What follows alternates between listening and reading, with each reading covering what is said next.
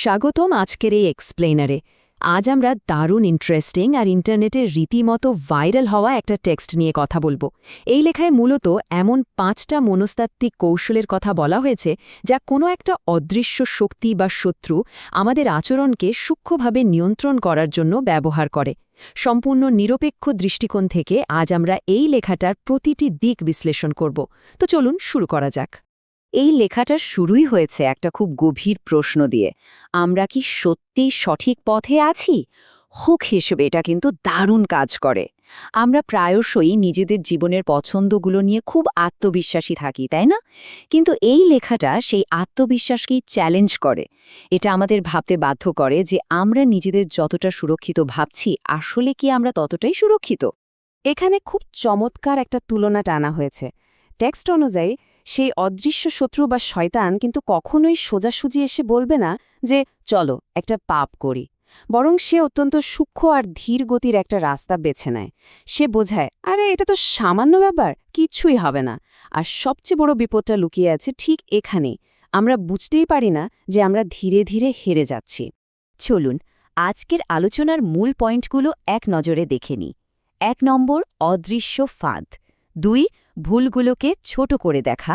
3, আগামীকাল এবং মিথ্যে আশা। 4 নম্বর পয়েন্ট হল চূড়ান্ত হতাশা। এবং সবশেষে 5, এখনই পরিবর্তনের সময়। প্রথমেই আসা যাক আমাদের প্রথম বিভাগে, দ্য ইনভিজিবল ট্র্যাপ বা অদৃশ্য ফাঁদ, অর্থাৎ প্রতারণার সূক্ষ্মতা। এখানকার মূল বিষয়টা বেশ চমকপ্রদ। এই অদৃশ্য শত্রু বা ইনভিজিবল এনিমি কনসেপ্টটা আসলে প্রতারণার একটা সাইকোলজিক্যাল মডেল। বিপদটা কিন্তু কোনো বিশাল বা সরাসরি আক্রমণের মধ্যে নেই, বরং আসল বিপদ হলো আমরা এই শত্রুর উপস্থিতিকে টেরই পাই না। আমাদের মস্তিষ্ক খুব সহজে ধীরে ধীরে ঘটা পরিবর্তনগুলোর সাথে মানিয়ে নেয়, আর এই সুযোগটাই নিয়ে সে অদৃশ্য শক্তি সরাসরি সংঘাত এড়িয়ে আমাদের নেতিবাচক আচরণগুলোকে একদম স্বাভাবিক হিসেবে মেনে নিতে শেখায়। এবার আমরা চলে যাচ্ছি দ্বিতীয় বিভাগে, মেকিং সিনস স্মল, মানে ভুলগুলোকে ছোট করে দেখা বা দৃষ্টিভঙ্গি বদলে ফেলা। টেক্সটটাতে খুব সুন্দরভাবে একটা স্নোবল এফেক্টের কথা বলা হয়েছে। বিষয়টা শুরু হয় হয়তো খুব ছোট্ট একটা মিথ্যা দিয়ে, তারপর সেটা গড়ায় কোনো খারাপ ভিডিও দেখা বা নিষিদ্ধ কোনো কাজে, এবং শেষ পর্যন্ত এটা একটা বিশাল ধ্বংস ডেকে আনে, যা আপাতদৃষ্টিতে খুব সামান্য একটা ভুল পদক্ষেপ বলে মনে হয়, তা কিভাবে সময়ের সাথে সাথে একটা ধ্বংসাত্মক বাস্তবতায় পরিণত হয়, এটা তারই একটা নিখুঁত উদাহরণ। আর ঠিক এই জায়গাতেই আসে তৃতীয় কৌশল। এই লেখায় দেখানো হয়েছে কিভাবে নিষিদ্ধ সম্পর্ক, খারাপ অভ্যাস বা ভুল জীবনযাপনকে এমন দারুণ একটা মোড়কে মুড়িয়ে উপস্থাপন করা হয় যেন মনে হয়, আরে এটাই তো জীবন। ক্ষতিকর জিনিসগুলোকে একটা স্বাভাবিক আর আকর্ষণীয় লাইফস্টাইল হিসেবে দেখানোই হল এই অদৃশ্য শক্তির অন্যতম প্রধান কৌশল। আমাদের সবার মনের ভেতরেই কখনো না কখনো এই অদ্ভুত চিন্তাটা আসে, এটা তো ছোট একটা জিনিস, কিছু হবে না। টেক্সট বলছে ঠিক এই মেকানিজম বা লজিকটাই খারাপ আচরণকে আমাদের কাছে স্বাভাবিক করে তোলার জন্য ব্যবহার করা হয়। ধ্বংসের পথে যে হাঁটা শুরু হয়ে গেছে সেটা বোঝার আগেই এই চিন্তাধারা আমাদের সেই পথে পুরোপুরি অভ্যস্ত করে তোলে। এই যে নিজেকে সান্ত্বনা দেওয়ার বিষয়টা, এটা থেকেই আসলে জন্ম নেয় আমাদের পরের সমস্যাটা। চলুন দেখি 3 নম্বর সেকশনে, আগামীকাল এবং মিথ্যা আশা। এখানে দেখানো হয়েছে কিভাবে গড়িমসি বা কাজ ফেলে রাখার স্বভাবকে আমাদের বিরুদ্ধেই একটা মারাত্মক অস্ত্র হিসেবে ব্যবহার করা হয়। প্রথম দিন হয়তো মনে হয় কাল থেকে নিজেকে বদলাবো, 1 সপ্তাহ পর মনে হয় ধুর, এখনও তো অনেক সময় আছে। কিন্তু চরম সত্যিটা হলো শেষ পর্যন্ত সেই আগামীকাল আর কখনোই আসে না। এভাবেই ভালো কিছু করার ইচ্ছেটা চিরকালের জন্য পিছিয়ে যায়। এর পরের কৌশলটা হলো একটা মিথ্যে আশা দেওয়া। স্রষ্টা তো ক্ষমাশীল, পরে মাফ চেয়ে নিলেই হবে।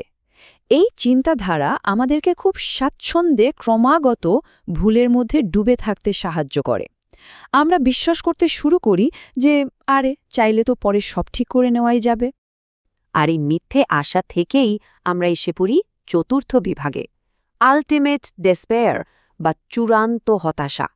এটাই হলো শেষ মনস্তাত্ত্বিক ফাঁদ। এই জায়গাটা সবচেয়ে মারাত্মক। খেয়াল করুন কিভাবে হুট করে মনস্তাত্ত্বিক কৌশলটা পাল্টে যায়, একটা হুইপ্লাশের মতো ব্যাপার। একটু আগেই যে শক্তিটা অসীম মিথ্যে আশা দিয়ে বলছিল ভুল করতে থাকো, পরে ক্ষমা চেয়ে নিও, সেই ঠিক পরমুহূর্তে সম্পূর্ণ উল্টো সুরে কথা বলে। তখন সে চাপিয়ে দেয় চূড়ান্ত হতাশা, তুমি অনেক ভুল করে ফেলেছ, তুমি শেষ। হ্যাঁ, ঠিক এই কথাটা, তোর আর মাফ নাই, তুই শেষ। টেক্সট অনুযায়ী এটাই হলো সবচেয়ে বড় মিথ্যে।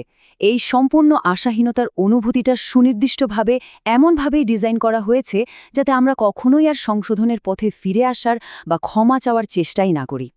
তাহলে এর থেকে বের হওয়ার উপায় কি? সেটাই বলা হয়েছে আমাদের পঞ্চম ও শেষ বিভাগে, টাইম টু চেঞ্জ নাও, অর্থাৎ এখনই পরিবর্তনের সময়। এই ভাইরাল স্ক্রিপ্টটা কিন্তু শুধু সমস্যা দেখিয়েই থেমে নেই, খুব পরিষ্কার কিছু সমাধানও দিয়েছে। যেমন ছোট নেতিবাচক অভ্যাসগুলো আজই ত্যাগ করা, আজ থেকেই পরিবর্তনের প্রক্রিয়া শুরু করা, এবং সবচেয়ে গুরুত্বপূর্ণ বিষয়টা হলো নিজের ডিকশনারি থেকে কাল থেকে করব কথাটি চিরোত্তরে মুছে ফেলা।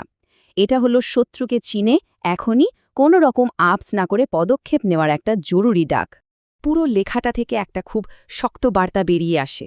আমরা যত বেশি দ্বিধা করব বা যত বেশি দেরি করব, আমাদের এই অদৃশ্য শত্রু ঠিক ততটাই লাভবান হবে।